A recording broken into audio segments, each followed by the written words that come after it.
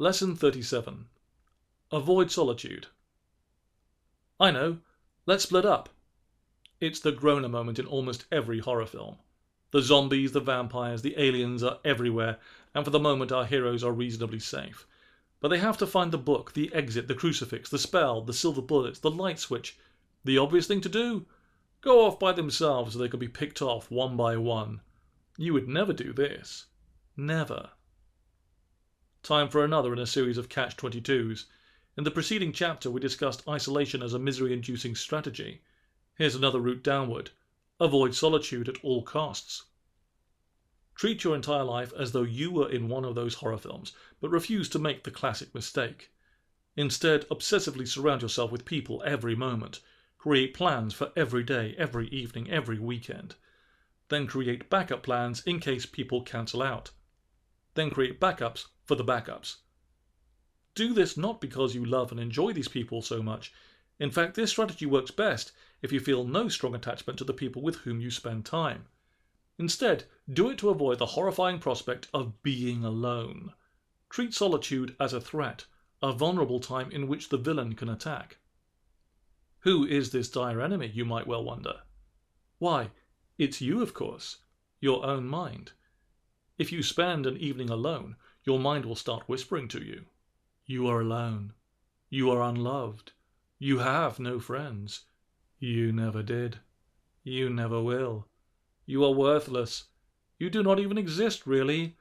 A room with you in it is an empty space. Sitting alone and listening to this chilling voice sounds like an excellent misery-inducing strategy, so how might avoiding it lead downhill? Easy. No matter how many social engagements you arrange, you will never entirely convince yourself that you are worthwhile or loved. Think how much effort it takes to book up your schedule. Others surely don't have to dig so deep. Your friends invite you less often than you invite them. Maybe they only agree to your suggestions because they just don't know how to say no. Also, the urgent effort to avoid solitude will only convince your unconscious mind of the hazards of being alone. Like a person who runs screaming from a spider, your avoidance only serves to reinforce the fear. Rather than social contact being a preference, it will become a life or death need.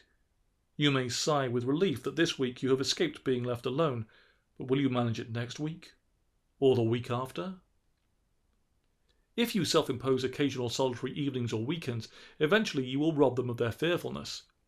Having survived again and again, you will begin to see solitude as survivable, and perhaps even attractive. You will learn that you can read alone, do chores alone, exercise alone, see movies alone, eat in restaurants alone, pursue your interests alone, and nothing terrible happens. You may also discover that creativity, personal exploration, and learning are often best accomplished solo. That certain steps forward are only possible when you are not distracted by social contact. Could there be an opportunity for unhappiness here? Perhaps having learned that you do not need people every minute, you'll become a hermit and spiral into misery that way. Alas, this is unlikely. By cherishing solitary time, a thirst for social contact will usually develop, making companionship even more welcome and enjoyable. The frantic avoidance of solitude is a more certain path downward. So get out your calendar and book it up. Leave yourself no time for reflection or recharging. Should you accidentally find yourself with nothing to do, turn on the computer. When social life is lacking, social media can pick up the slack. Skate from site to site, using Facebook and Skype and Twitter as putty to fill the gaps. And if that becomes too tedious, hey, avoiding solitude is what television is for.